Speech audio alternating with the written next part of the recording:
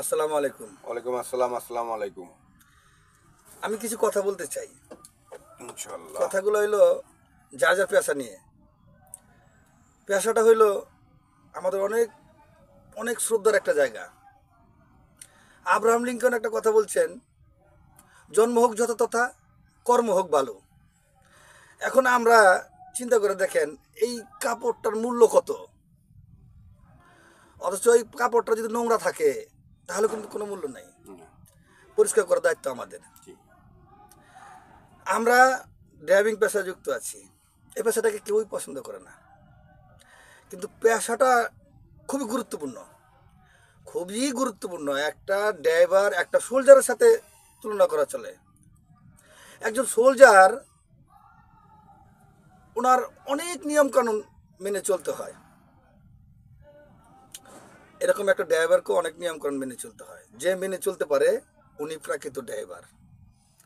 অনেকেই মানে না, যেরকম আমগো দেশের মানুষ যার যার মতবাদে চলতে পছন্দ করে।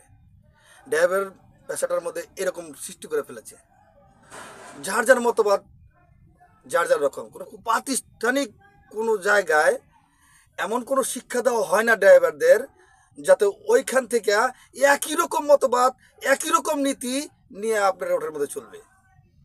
আমি আমার সার্কিটকে যা শিক্ষা দিচ্ছি ও তাই পাইছে, উনি যে সার্কিটে শিক্ষা দিচ্ছেন ও ওনার মতন করে হয়েছে।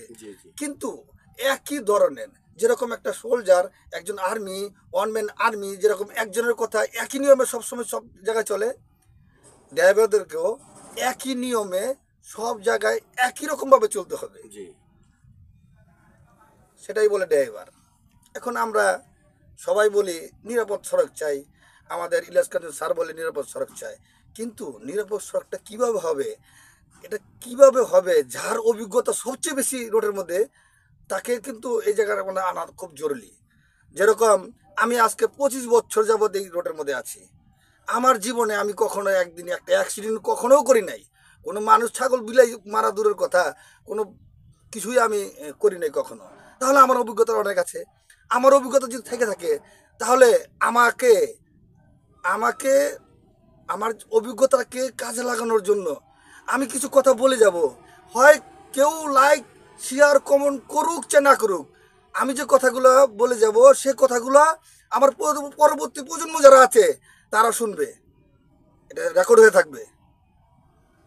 আচ্ছা কবির ভাই, আপনি কিছু বলেন এখন।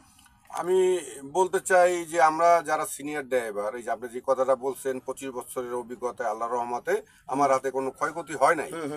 আমিও ওই কথাটা বলতে চাই যে আমাদের মতন আপনারা যারা নতুন জীবন পাইছেন, নতুন চান্স পাইছেন, তারা আমাদের মতন এই ধৈর্যটা এবং নীতিটা ধরে রাখেন যে ওস্তাদরা যেভাবে ঢাকা চট্টগ্রাম রোডে তাদের হাতে কোনো ক্ষয়ক্ষতি হয় নাই, মালিকের ক্ষয়ক্ষতি হয় নাই, জনগণেরও ক্ষয়ক্ষতি হয় নাই, আমরা ওইভাবেই আদেশ, ওই নির্দেশনা, ওই ওনার নিয়মকানুন মেনে চলবো।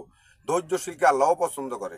তা আমি বলতে চাই যে আমরা যারা ঢাকা চট্টগ্রাম রোডে বাস, ট্রাক, কাভার ভ্যান যারা চালাই, আমরা একটা কথাই বলতে চাই, ধৈর্য নিয়ে গাড়ি চালাবেন, ইনশাল্লাহ কোনো জায়গায় থাকবেন না ভাই। সময়ের থেকে জীবনের মূল্য অনেক বেশি ভাই।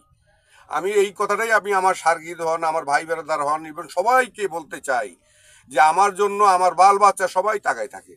আমার কোন সময় যাব, ইনকাম করব, কোন সময় কেমনি কি করব, এগুলো আশায় তারা থাকে। আপনার পরিবাররা সবাই থাকে আপনার আশায়। ইনশাল্লাহ সবাই ভালো থাকবে। আর একটা কথা সবাই বলে যায় ভাই, কেউ কেউ কর্মরে দাগ লাগায়েন না। সবাই কাপড় যেরকম পয় পরিষ্কার করে রাখেন, কর্মটাও ঠিক সেম ভালোবাসবেন এবং পরিষ্কার পরিচ্ছন্ন করে রাখেন, ইনশাআল্লাহ সবাই মর্যাদা করবে। ইনশাআল্লাহ ড্রাইভিং পেশাটাকে মানুষ এতই অমর্যাদা নিচে নামে ফেলাইছে, এটাকে উঠানোর দায়িত্ব কিন্তু আমাদেরই। সবাই দোয়া করবেন আমাদের জন্য। ভালো থাকবেন। আসসালামু আলাইকুম।